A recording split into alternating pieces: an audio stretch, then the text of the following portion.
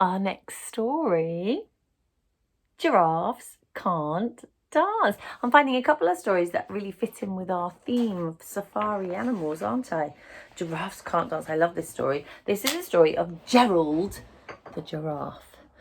Gerald was a tall giraffe whose neck was long and slim, but his knees were awfully bandy and his legs were rather thin. He was very good at standing still and munching shoots off trees, but when he tried to run around, he buckled at the knees. Now, every year in Africa, they hold the jungle dance, where every single animal turns up to skip and prance. And this year, when the day arrived, poor Gerald felt so sad, because when it came to dancing, he was really very bad. Look at that, all the animals. That's a great picture, isn't it? And there's Gerald down at the bottom here, looking on.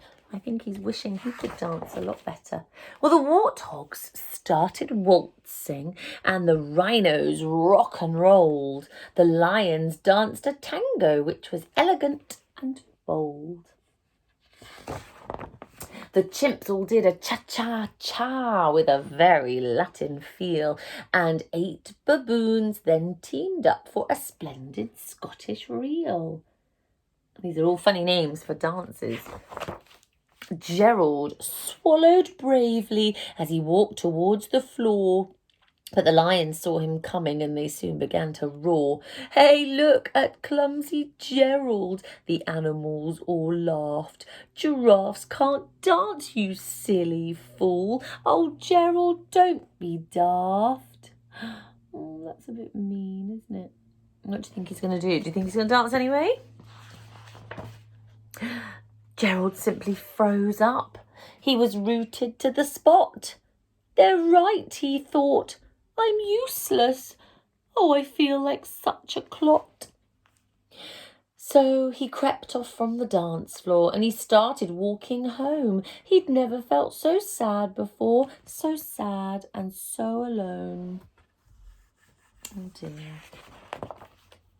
Well, then he found a little clearing and he looked up at the sky. "The moon can be so beautiful," he whispered with a sigh. "Excuse me." Can you see a little cricket? Coughed a cricket who'd seen Gerald earlier on. "But sometimes when you're different, you just need a different song.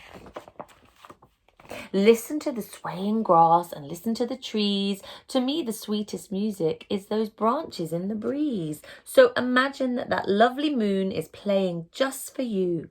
Everything makes music when you really want it to." There you go, he's just listening to all the sounds around him in the jungle. Well, with that, the cricket smiled and picked up his violin. Then Gerald felt his body do the most amazing thing. His hooves had started shuffling, making circles on the ground. His neck was gently swaying and his tail was swishing round. He's starting to feel the rhythm, isn't he? He threw his arms out sideways and he swung them everywhere. Then he did a backward somersault and leapt up in the air. Look at him now. Gerald felt so wonderful. His mouth was open wide. "I am dancing. Yes, I'm dancing. I am dancing," Gerald cried. Then one by one, each animal who'd been there at the dance arrived while Gerald boogied on and watched him quite entranced. They shouted, "It's a miracle!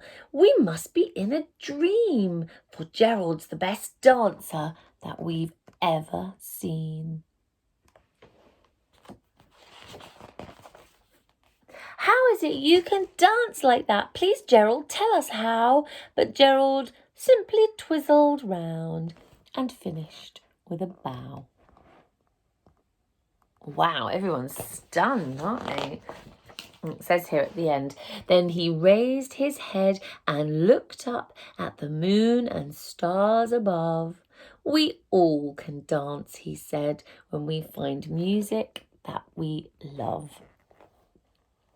Wow. Well, he certainly taught the rest of those animals a lesson, didn't he? Giraffes can't dance. Well, Gerald can. He just needed a bit of help and to find music and rhythm that he loved.